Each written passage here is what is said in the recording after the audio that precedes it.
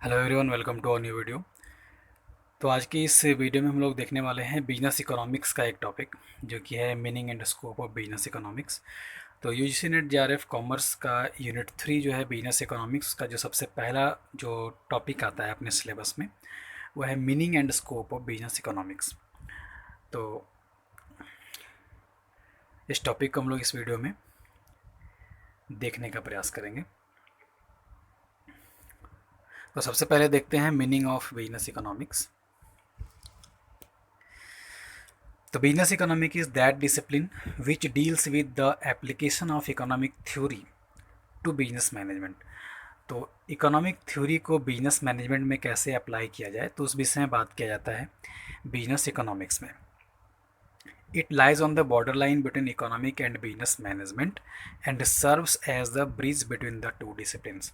तो इकोनॉमिक्स और business management के बीच जो गैप है, यानी कि एक में थ्योरीज दी हुई हैं, दूसरे में सीधे आपको एप्लीकेशन करना है, तो इकोनॉमिक्स और बिजनेस मैनेजमेंट के बीच के जो गैप है उसको फुलफ़िल करने का काम करता है business economics, also called managerial economics. तो बिजनेस इकोनॉमिक्स को मैनेजरियल इकोनॉमिक्स भी कहा जाता है, and is the application of economic theory and methodology to business. तो इकोनॉमिक थ्योरी और मैथडोलॉजी जो होते हैं उनको बिजनेस में कैसे अप्लाई करना है, इस संबंध में अध्ययन किया जाता है बिजनेस इकोनॉमिक्स में, या फिर कहें मैनेजरियल इकोनॉमिक्स में। तो managerial economics was formally known as business economics. Managerial economics को ही पहले बिजनेस इकोनॉमिक्स बोला जाता था। It is also called as applied economics. इसको अप्लाइड इकोनॉमिक्स भी कहा जाता है। तो बिजनेस इकोनॉमिक्स जो वर्ड है वो दो वर्ड से मिलकर के बना हुआ है, बिजनेस और इकोनॉमिक्स।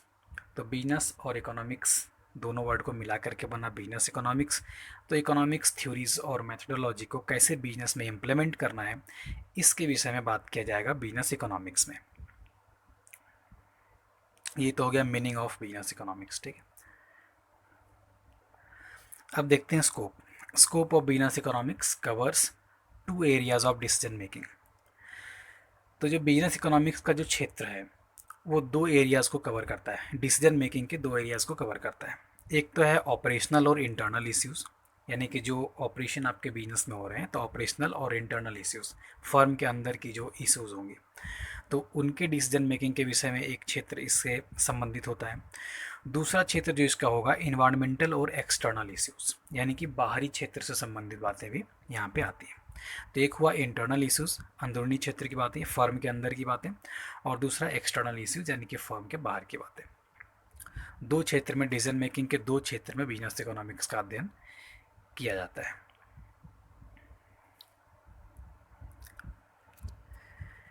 तो पहला देखेंगे ऑपरेशनल और internal issues.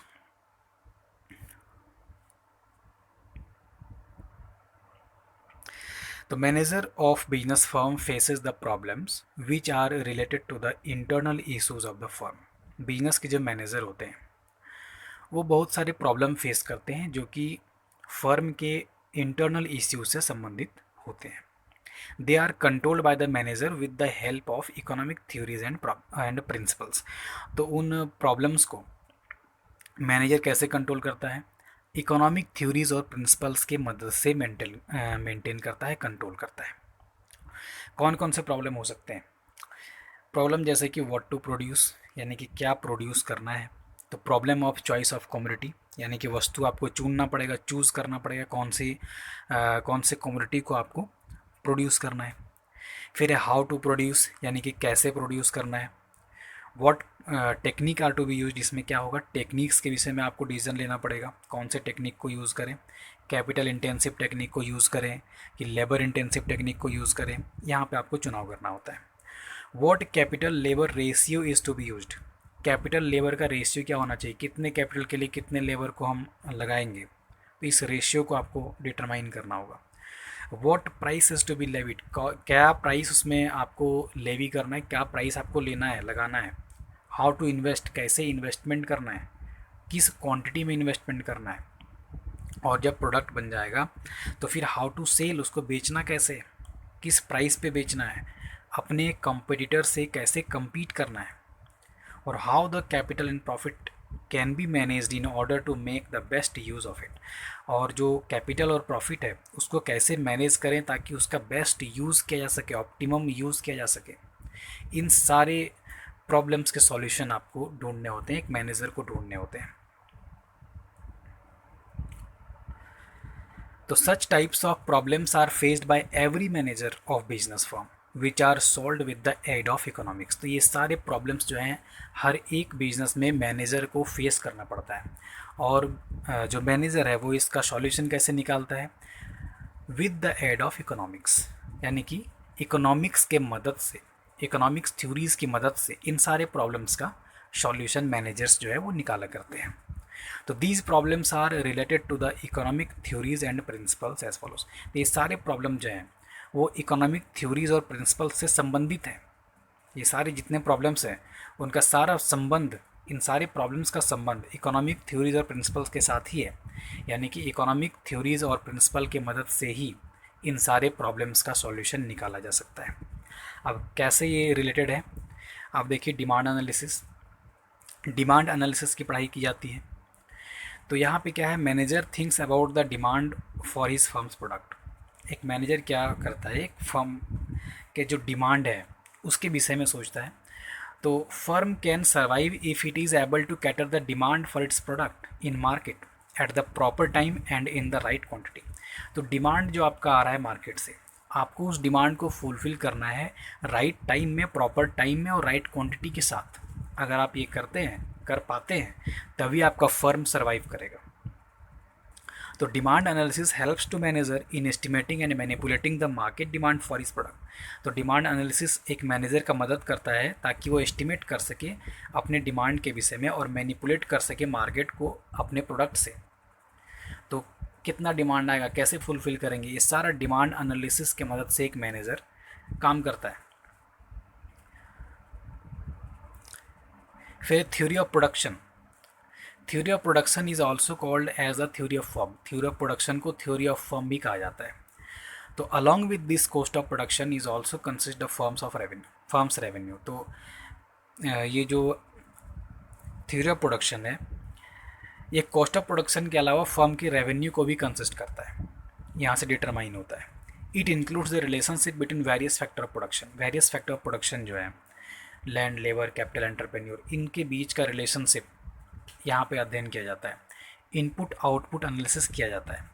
Capital labour ratio को यहाँ पे देखा जाता है, यहाँ से डिटरमाइन किया जाता है। ऑप्टिमम प्रोडक्शन कैसे किया जाएगा, ब्रेक इवन एनालिसिस, उसको यहाँ पे किया जाता है कि कौन से पॉइंट पे नो प्रॉफिट नो लॉस वाले पॉइंट होंगे। तो इस तरह से इन सारी बातों का एनालिसिस थ्योरी ऑफ प्रोडक्शन से किया जाता है।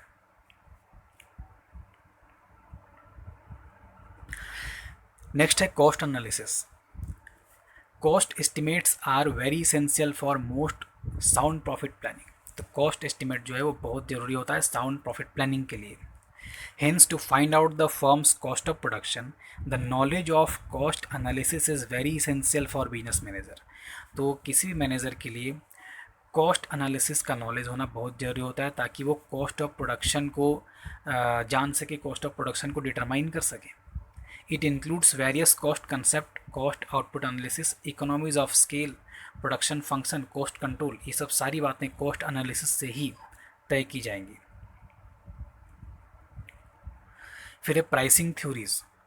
तो success of the firm can be comprised in a sound pricing policy of its product। एक sound pricing policy अगर होगा तभी एक फर्म सक्सेस कर सकता है। तो how the price is to be determined, कैसे प्राइस को निर्धारित किया जाए in various forms of market.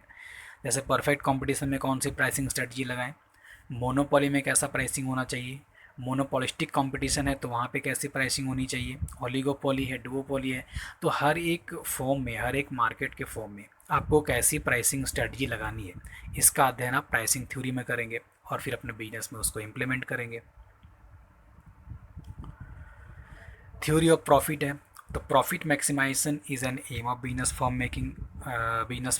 Making profit in a long run is a sign of successful entrepreneur. देखिए, प्रॉफिट मैक्सिमाइजेशन किसी बिजनेस का मुख्य लक्ष्य होता है और लॉन्ग रन में उस प्रॉफिट को मेंटेन करना ये होता है, और वो एक साइन होता है सक्सेसफुल एंटरप्रेन्योर का।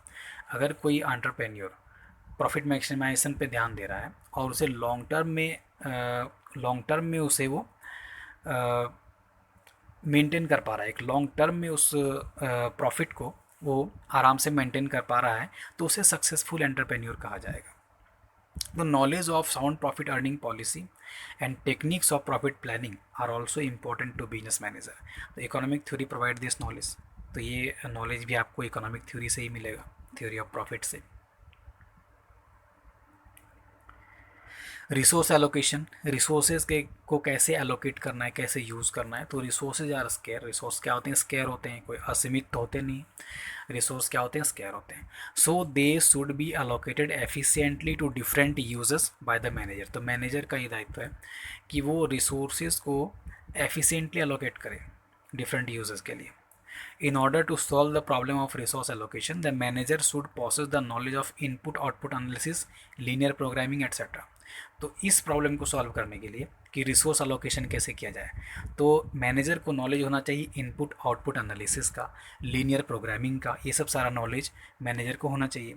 With the help of these economic analysis methods manager arrives to the final conclusion in respect of his decision making. तो वो एक अच्छे डिसीजन मेकिंग पे पहुंच पाएगा, फाइनल कंक्लूजन पे पहुंच पाएगा कि किस रिसोर्स को कैसे अलोकेट करना है, कैसे यूज़ करना है। फिर एक कैपिटल इन्वेस्टमेंट एनालिसिस। तो कैपिटल इज स्केयर, कैपिटल पूंजी क्या है, पूंजी भी असीमित नहीं होती है, वो भी स्केयर है। एंड फंडामेंटल फैक्टर प्रोडक्शन है, ठीक है, वो आपका प्रोडक्शन का फंडामेंटल फैक्टर, बुनियादी फैक्टर है आपका वो। तो it is foundation of business, business का भी फाउंडेशन है कैपिटल। तो knowledge of capital theory, capital theory का नॉलेज ये मदद करता है इन्वेस्टमेंट डिसीजन लेने में। फिर इन्वेंट्री मैनेजमेंट। तो every firm requires raw material, सभी फर्म जो है तो उनको रॉ मटेरियल का आवश्यकता पड़ता है। It would be stored in inventory, इसको इन्वेंट्री बोल करके स्टोर किया जाएगा। तो what would be the ideal stock of inventory, ideal stock कितना होना चाहिए इन्वेंट्रीज का। How the stock of inventory should be maintained and control, कैसे मेंटेन किया जाएगा, कैसे कंट्रोल किया जाएगा। यानी कि जो आप स्टॉक लाएं उसको आपको सुरक्षित रखना है, अच्छे से मेंटेन करना है। तो knowledge of this stock inventory is achieved from economic theory, ये भी आपको इकोनॉमिक थ्योरी से ही आपको नॉलेज होगा, इन्वेंट्री मैनेजमेंट से। एडवर्टाइजिंग है, तो advertising is the heart of modern business practice. अभी जो मॉडर्न बिजनेस प्रैक्टिस है उसका हार्ट बोला जाता है एडवर्टाइजिंग को। आप जितना एडवर्टाइज़ करोगे, जितना अच्छे से एडवर्टाइज़ करोगे, आपका सेल उसी के ऊपर डिपेंड करेगा, उतना अच्छा सेल होगा। जितना अच्छा एडवर्टाइजमेंट होगा उतना अच्छा सेल होगा। यहाँ तक कि डिमांड भी, हर चीज़ आपका उससे प्रभावित होता है, डिमांड भी आपके एडवर्टाइजमेंट के ऊपर ही बेस्ड हो जाता है। तो it is one of the feature of modern marketing system, modern marketing system का एक प्रमुख विशेषता है एडवर्टाइजिंग। तो economic theory helps to businessman in solving their problem and arrive definite conclusion. तो इन सारे इकोनॉमिक थ्योरीज जो है वो बिजनेसमैन को प्रॉब्लम्स को सॉल्व करने में मदद करते हैं और एक निश्चित कंक्लूजन पे पहुंचने में, एक निश्चित निष्कर्ष पे पहुंचने में मदद करते हैं। तो ये इंटरनल इश्यूज़ थे जो कि एक फर्म के मैनेजर को ध्यान में रखना होता है और सारे इकोनॉमिक थ्योरीज़ की मदद से प्रॉब्लम्स का सॉल्यूशन ढूंढना होता है। तो ये सारे क्षेत्र जो आते हैं वो इंटरनल कहे जाएंगे, इंटरनल स्कोप कहे जाएंगे। दूसरा है इन्वायरमेंटल और एक्सटर्नल इश्यूज़। तो एक्सटर्नल इश्यूज़ के स्कोप में क्या है, तो these issues are related to the general business environment in which the firm और बिजनेस ऑपरेट। तो ये जनरल बिजनेस इन्वायरमेंट का यहाँ पे से रिलेटेड होता है ये इश्यूज़। तो these are social, economic and political environments. ये क्या होते हैं, सोशल इन्वायरमेंट, इकोनॉमिक इन्वायरमेंट और पॉलिटिकल इन्वायरमेंट होते हैं। इकोनॉमिक इन्वायरमेंट इंक्लूड करता है काइंड ऑफ इकोनॉमिक सिस्टम, किस तरह का इकोनॉमिक सिस्टम फॉलो किया जा रहा है, capitalism, socialism, mixed economy. Income, employment, prices, saving and investment include करेगा यहाँ पे। फाइनेंशियल इंस्टीट्यूशन, बैंक्स वगैरह इंक्लूड हो जाते हैं। Financial corporations, insurance companies, trend क्या चल रहा है इंटरनेशनल ट्रेड में। तो ये सारे जो इश्यूज़ हैं वो एक्सटर्नल इश्यूज़ हैं और यहाँ पे इनका स्टडी किया जाता है। It also include the condition prevailing in labour and capital market. Capital market, labour market में क्या कंडीशन है, गवर्नमेंट की पॉलिसी कैसी है, इंडस्ट्रियल पॉलिसी कैसे निर्धारित हो रही है, कैसी इंडस्ट्रियल पॉलिसी है, मॉनेटरी पॉलिसी में क्या चेंजेस आ रहे हैं, ये सब सारे भी यहाँ पे, ये सारे क्षेत्र भी यहाँ पे इंक्लूड किए जाते हैं। तो managerial economics takes the cognizance of all types of environments affecting the business activity. These external or environmental issues in managerial economics are related with the macroeconomics. तो ये जो issues हैं external वाले, ये macroeconomics से संबंधित हैं. Thus the scope of managerial economics reaches in the sphere of micro as well as macroeconomic theories. तो स्कोप जो है मैनेजरल इकोनॉमिक्स का या फिर बिजनेस इकोनॉमिक्स का जो क्षेत्र है वो माइक्रो स्फेयर में भी है और मैक्रो इकोनॉमिक थ्योरीज में भी है। तो माइक्रो और एज वेल एज मैक्रो दोनों तरह के थ्योरीज यहाँ पे पढ़ने होते हैं और ये सारे बिजनेस इकोनॉमिक्स के स्कोप कहे जाते हैं, मैनेजरल इकोनॉमिक्स के स्कोप कहे जाते हैं।